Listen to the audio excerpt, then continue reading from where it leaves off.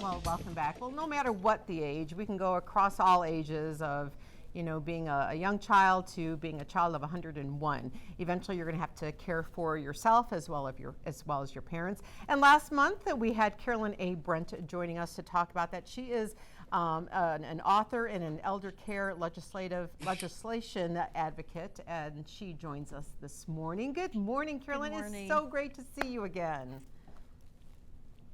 Can you hear us? Good morning, Carolyn. I think she can't quite hear us. She's going to click on a few buttons, and while she's doing that, till we can hear her and she can hear us. If you remember last month when we talked to Carolyn, she was giving us some advice on how to start that conversation with your loved one. Which is not always easy to do. Yes, exactly. If you're an adult, there's Carolyn. Good morning. Can you hear us now, Carolyn? Good morning. I hear you loud and clear. Thank you. We can't hear Carolyn. Can you hear Carolyn? Yeah, I can hear her. Oh, maybe I'm just probably unplugged. I'm probably unplugged.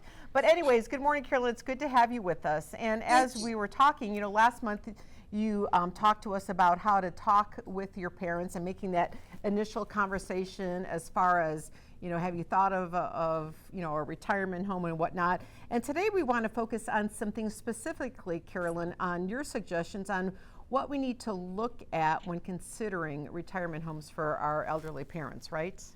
Absolutely. I wanted to really quantify and clarify. There's a difference between a retirement home, assisted living, and long-term care. They're different categories. So a retirement environment is a community where people are still self-sufficient, they are still healthy, and that's the over 55 age population and up for really healthy folks. And it's communities around the country like that. A private assisted living, that's a totally different ballpark, and that's when you know that your parents need assistance and they need help with their medication, they're taking a bath or a shower, and you don't want them to stay at home. So the way that I share with people, get your parent involved, especially when they're still cognitive and they can express themselves. Take them with you, because your parent, they're the ones who's going to tell you, oh, I love this place, or they're going to say, get me out of here. I don't want to be here. But the main thing, oh, Carol, I tell you, this is really important. Do not be fooled by what you see when you walk into these fancy $6,000 or $20,000 a month private assisted living. You'll see the beautiful chandeliers hanging from the sky. Then you'll also see the baby grand piano and people dressed up sitting in the main, ballroom. But I share with folks, don't be fooled by what you see. Ask that person that's taking you on that grand tour. Just say, well, I don't want to see the dressed up room that you're going to show me. Let's go to all the different floors.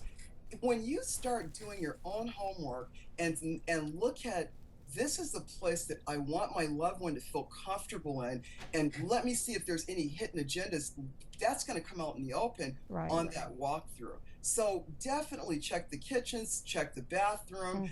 When you go up on different levels, typically there's different levels of care throughout a lot of these communities, but you got to go by what you see, go by what you smell, and then ask other residents, how do you like living here?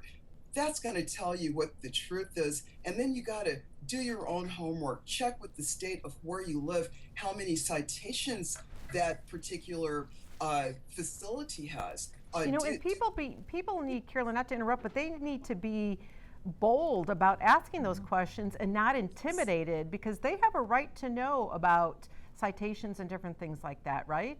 Oh, absolutely. And it's so rampant around the country with places being cited for abuse. There are some great places though, but I still tell people, do your homework, ask the questions. Another key thing, you want to ask the question, well, is this really just $6,000 a month?